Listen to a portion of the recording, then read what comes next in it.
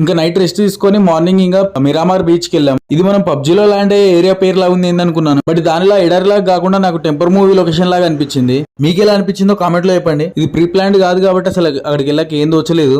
అప్పుడు అయితే గోవా బీచ్ కి వెళ్తే ఎన్నో చేద్దాం అనుకున్నాను. యాక్చువల్లీ అసలు కరెక్ట్ బీచ్ కి వచ్చామో లేదో కూడా తెలియదు. యాక్చువల్లీ స్టంట్ ఏంటంటే నెక్స్ట్ డే మా వైఫ్ బర్త్డే కూడా ఉండే. ఇంకా తనకి వీడియో కాల్ చేసి నీకు విజిట్ చేయడానికి అని చెప్పి గోవా బీచ్ కి వచ్చా అని చెప్పి ఇసుకలో ఇలా రాసి విజిట్ చేశాను.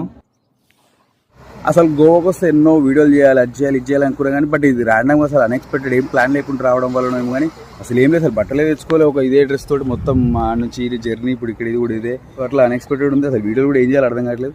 బట్ ర్యాండమ్గా ఫోన్ చేసి ఏదో ఒకటి నాకు అనిపించింది అయితే రికార్డ్ చేసి పెడదామని చెప్పి అనిపించి రికార్డ్ చేస్తున్నా.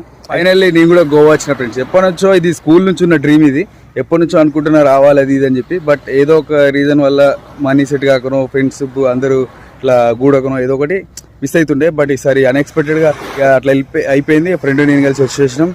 ఇక వాడు వేరే దగ్గర కూర్చున్నాడు అలసిపోయి. నేను ఇక ఇట్లా బీచ్ దగ్గరకు వచ్చి వీడియో రికార్డ్ చేస్తున్నా. అక్కడ కూల్ డ్రింక్స్ లో స్టాల్ ఇస్తున్నారు మన 90s మూవీస్ లో లాగా. ఇంకా ఫ్లైట్ లో కొన్ని రీల్స్ చేశాను, బీచ్ లో చేయలేకపోయాను.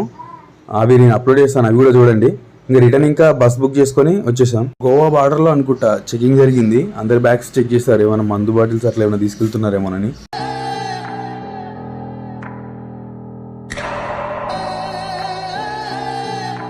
ఇక నైట్ ఇంకా మంచిగా పడుకొని పొద్దుగాల లేచి ఆ సన్ చూడగానే మళ్ళీ సేమ్ ఆ వైపు వేరే ఉండే.